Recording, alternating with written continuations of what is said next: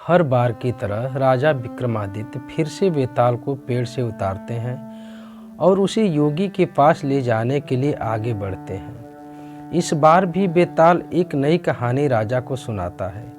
बेताल कहता है, वर्षों पहले नेपाल के शिवपुर नाम के एक नगर में यशकेतु राजा का राज हुआ करता था। वह बहुत साहसी और बलवान था। शादी के सालों बाद पत्नी चंद्रप्रभा से उसे एक बेटी शशि प्रभा हुई। समय के साथ साथ बेटी बड़ी हुई, जिसकी सुंदरता की चर्चा हर जगह थी। एक दिन राजा अपनी पत्नी और बेटी के साथ वसंत ऋतु उत्सव देखने के लिए गए। उस उत्सव में एक धनी ब्राह्मण का बेटा मनस्वामी भी आया था। उसने वसंत उत्सव में जैसे ही राजा की बेटी शशि प्रभा को देखा तो उसे पहली नज़र में ही उससे प्यार हो गया। इसी बीच एक हाथी तेजी से राजकुमारी की ओर दौड़कर आने लगा। शशि प्रभा की रक्षा में तैनात सभी सैनिक मतवाले हाथी से डरकर भाग गए। ब्राह्मण पुत्र मनस्वामी ने जैसे ही हाथी को राजकुमारी की ओर बढ़ते देखा तो अपनी जान पर खेलकर उसे बचा लिया। यह सब देखकर राजकुमारी ब्राह्मण युवक पर मोहित हो गई। ब्राह्मण युवक की सबने तारीफ की और दोनों बसंत उत्सव के बाद अपने अपने घर लौट आए।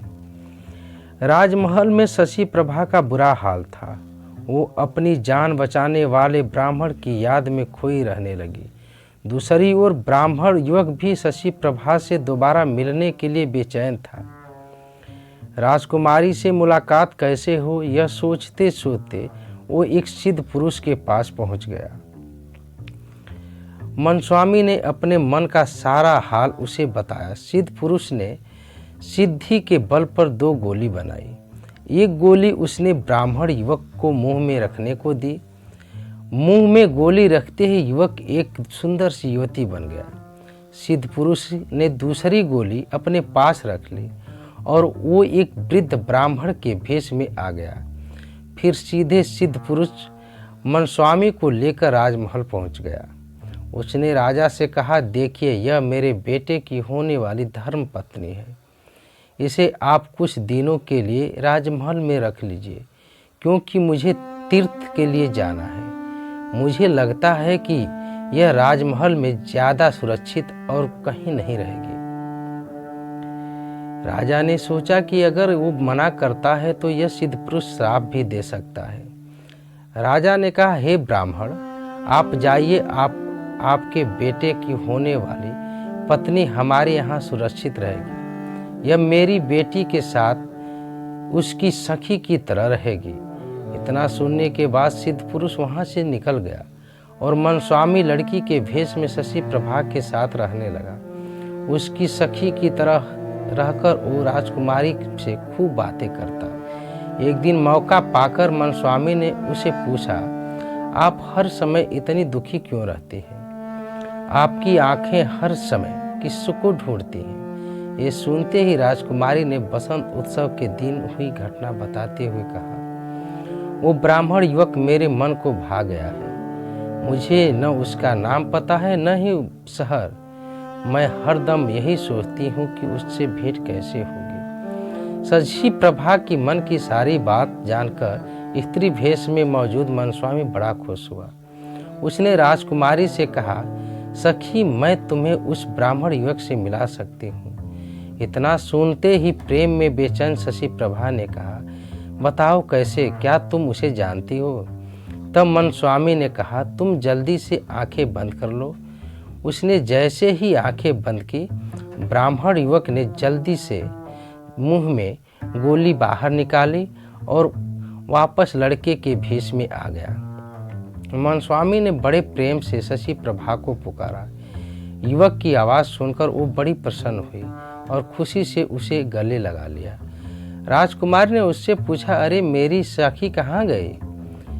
यह सुनते मनस्वामी ने सारी बातें बताई और गोली मुंह में डालकर दोबारा स्त्री बन गया। यह सब देखकर राजकुमारी दंग रह गई और मन ही मन बेहद खुश भी हुई। उसी समय दोनों ने एक दूसरे को मन में पति पत्नी मान लिया और इस तरह राजभवन में साथ साथ रहने लगे। एक दिन राजा के मंत्री के बेटे की नज़र मनस्वामी पर पड़ी। ब्राह्मण युवक के स्त्री के रूप को देखकर उसका दीवाना हो गया। कुछ दिनों बाद उसने उसके मन की बात बताई, लेकिन मनस्वामी ने मना कर दिया। उसने कहा वो किसी और से प्यार करती है।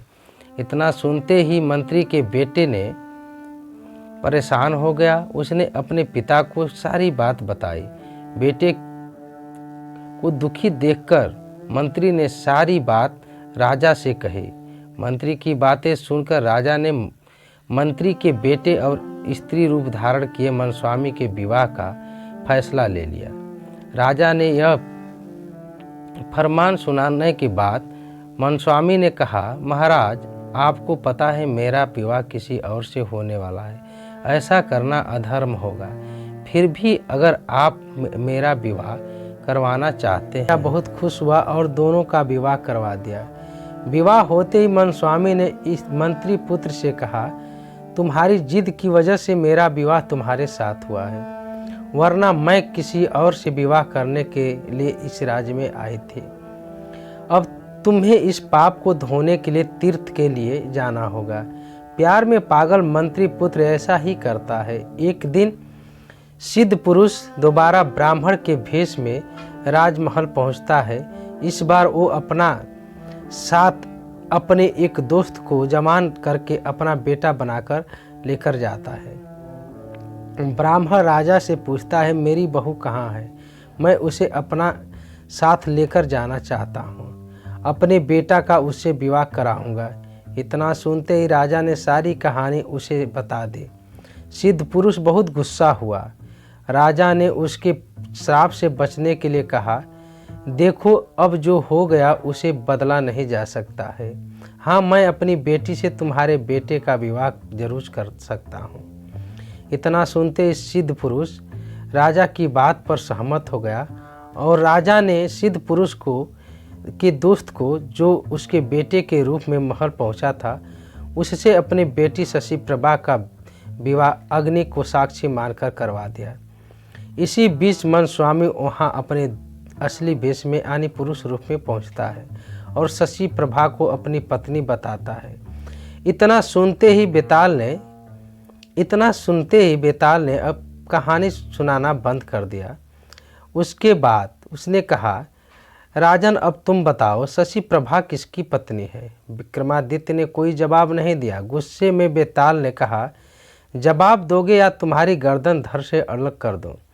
कुछ देर सोचकर विक्रमादित्य कहते हैं, शशि प्रभा उस लड़के की पत्नी है जिससे उसने अग्नि को साक्षी मानकर शादी की थी। मनस्वामी घर में भेष बदलकर रह रहा था और चोरी से शशि प्रभा से मिलता था।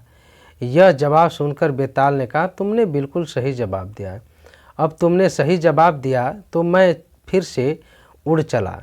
ऐसा कहकर एक बार फिर बेताल दोबारा पेड़ पर जाकर उल्टा लटक जाता है। कहानी से सीख, छल कपट से किया गया प्रयास असफलता का कारण बनता है।